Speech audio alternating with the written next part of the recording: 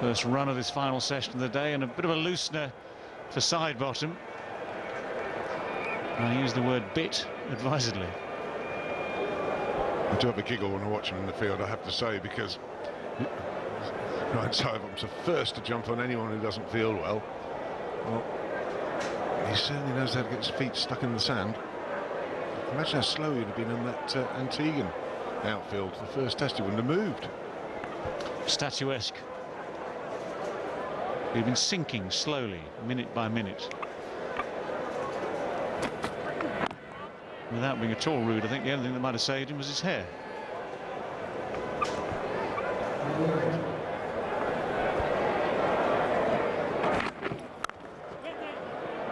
It's a good shot.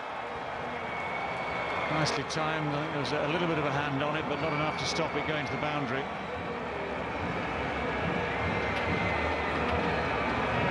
A real hard crack of ball on bat there.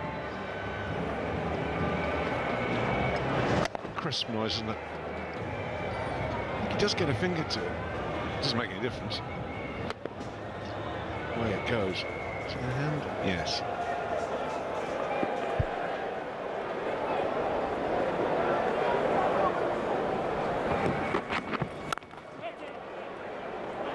Another misfield. Just maybe a slightly awkward bounce there, but either way, it doesn't look too good. It seemed that way, didn't it? So look, this might tell us more. They seem to turn direction, change direction, should I say?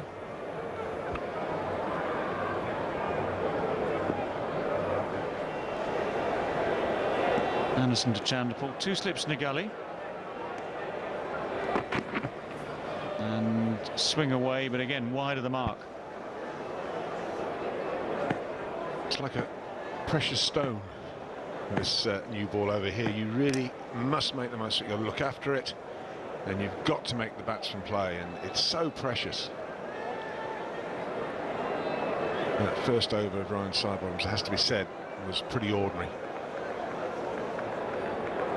You need to get it right, and get it right quickly.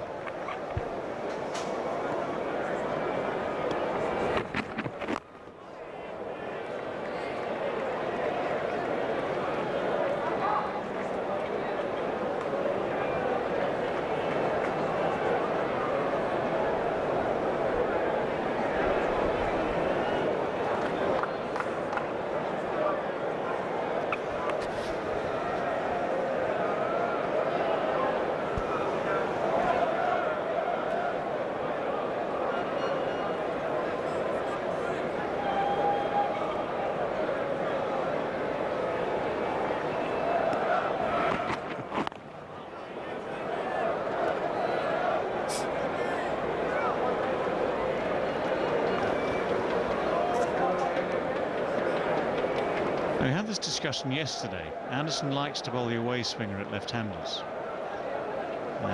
My feeling then still is now that if you can bowl the in-swinger initially and then use the away swinger as the variation, I think that's potentially more effective. It's a matter for debate, of course.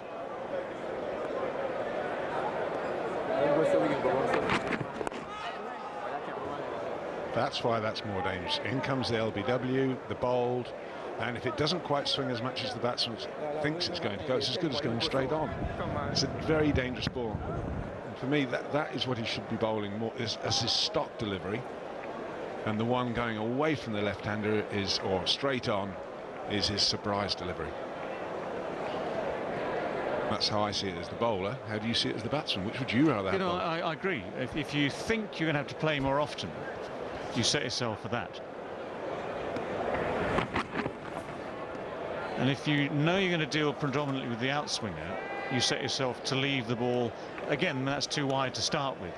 If the ball is well directed, then you leave that decision till slightly later. You might be drawn into playing at it. I mean, I'd say it's about 8 of one, 4 of the other. But I reckon if you are, as a left-hander, looking for the in-swinger all the time, you're going to be more committed to play at it, which makes the away swinger more interesting.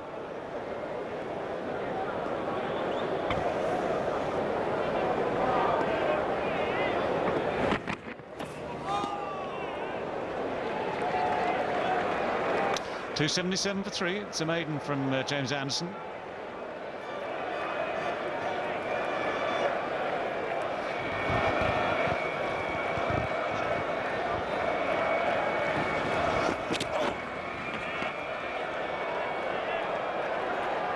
Oh dear. 277 for 3. It's not consistent enough. You've got to get it in the right. Sounds that's nicely played.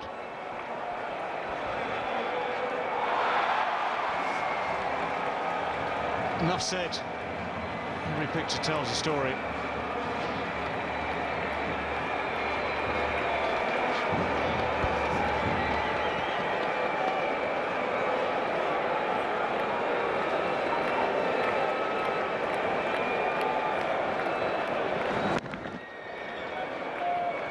Well,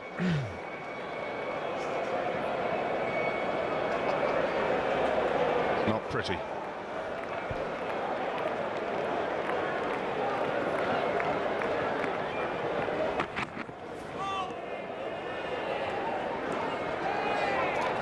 thing I like about this line, he's now... Chanderpaul's a good lever of the ball anyway. We've seen that over the years, but he's now got to think about it. My only concern is this ball won't swing for very long. You really do need to make the most of it.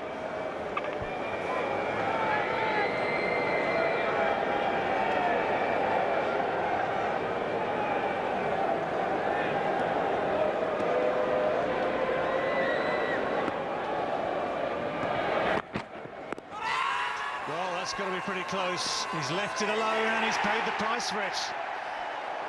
Well bowled indeed, James Anderson. That in-swinger has done the trick, and this second new ball has seen the back. Well, I think it's seen the back. Well, he's called Shiv Chanderpaul. Well, he's called, Phil. There's no problems with the no ball. So move on. I'm certain it hasn't pitched outside leg. It looked very good to me in real time. And it comes back quite a lot. Well, it's pitched on. It's certainly straightened. And it's a question of height now. Now, the question is, with these referrals, whether or not the third umpire can see substantial evidence, conclusive evidence, that's getting close to it, that ball would have gone over. You've got to face it. If the ball pitches that short, it's a good, 7-8 metres short of the stumps. Even though the batsman's coming forward, when it hits you above the roll, at the top of the pad like that, at the time of impact, you should be thinking as the umpire, the standing umpire, that's got every chance of going over the top. Now, how sure can the third umpire be that that's conclusive evidence? Because that's the requirement of him.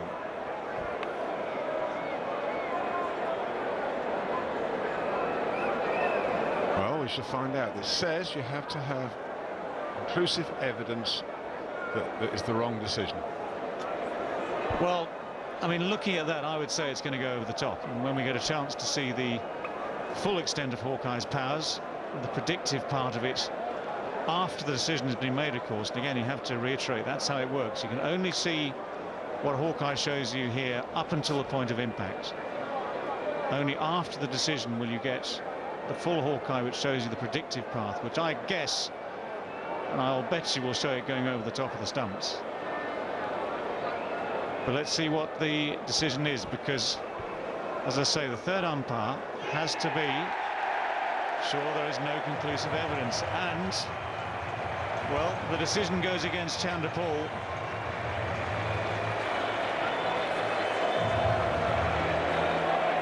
Chanderpaul's got to go.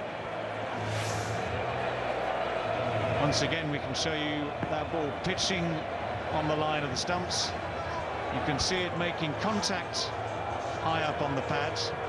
And as we said, we placed our bets 30 seconds ago. That ball will be going well over the top. Chanderpaul's gone. He's going to be back in that pavilion any moment now. Everyone in that dressing room will have seen that Hawkeye and will be saying to him, bad luck, mate. You're in the book, but you shouldn't be.